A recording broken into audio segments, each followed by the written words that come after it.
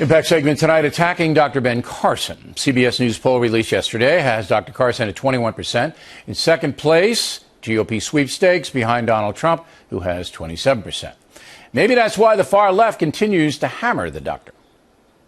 Why would someone running for president, yes, sadly it's Ben Carson, lay the blame on those young people out in Oregon who were just killed by a mass murder? It's pathetic. He can separate conjoined twins, but he can't separate fact from fiction. He said, I personally believe that this theory that Darwin came up with was something that was encouraged by the adversary. Right. Ben Carson really thinks that he could rally people against a mass shooter. I think he's overestimating how inspiring his presence might be. And joining us now from Boynton Beach, Florida, is Dr. Carson. So there's something about you. I mean, Trump, the far left feels is, kind of a showman. They're kind of supercilious about him, arrogant about him. He's just not worthy. But there's something about you that really annoys the secular progressives. What is that?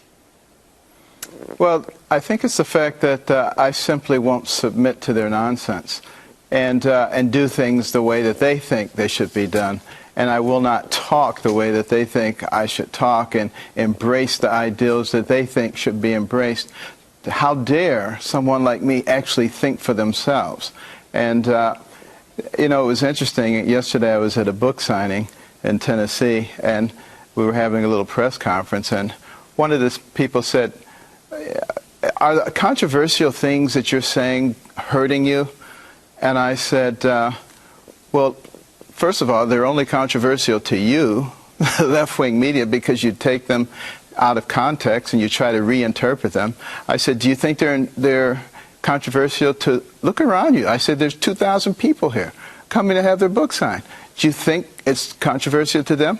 Obviously not. People are very enthusiastic, and it's interesting that everybody comes up to me everywhere I go and they say, please don't submit to those media people. Do not do it. You'd have to stand up for us. Now, do you think there's a color thing in play here at all?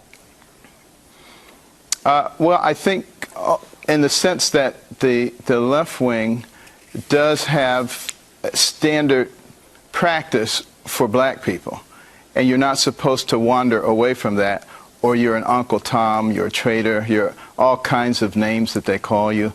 I find it rather amusing, and I think a lot of Americans find it rather amusing too. They know they're going to do this. People have been saying this for months. They're going to come after you with everything they can possibly can. They're going to be digging through everything. They're going to try to reinterpret everything. We know they're like a fly that's been sprayed by Raid, and their back spinning around. They're desperate. But it's okay, because we're just going to keep on with the truth. They don't like conservative black men and women because, you're betraying the sensitivity, I guess, of the left that feels that you guys need help. We have to help you. We have a debt to African Americans and all that. And you preach self-reliance. But the other thing is your faith. Now, are you really a creationist? Do you subscribe to Adam and Eve in the Garden of Eden, and that's where we came from? Well, I certainly believe that God is our creator. And interestingly enough, if you look at our founding document, the Declaration of Independence, it talks about certain inalienable rights given to us by our Creator. Right. Well, so but that can be intelligent design, and intelligent design leads to evolution. But there are some people, fundamentalist religious people, who believe, look, Adam and Eve were there, and that's the way it says in Genesis, and that's what happened. Where are you on that? Well, I think people are certainly allowed their private beliefs. I know a lot of people say that I believe that the Earth is 6,000 years old, and they have no basis for saying that. I don't know how old the Earth is. It says in the beginning God created the heaven and the earth, and then there's a period there. You don't know how much time elapsed. But the other thing is that people don't realize he's God. If he wanted to create an earth that was billions of years old, he could do it. They can't do it. How come they're always trying to put themselves in the same category as God? Well, they're trying to diminish your intellect. That's what they try to do. Final question. You have a book out, as you just mentioned. You want to mention the title of the book here? a more perfect union. Okay. Because, you know, most Americans know we have a Constitution, but they don't know what's in it and what's behind it. And it's there to protect their liberties and to limit the government. All right, so your book is pretty much explaining some history to the USA, how you interpret the founding document. Am I got it? Do I have it? I haven't read it yet. I will get to it, but I got 15 minutes. Well, you'll love it.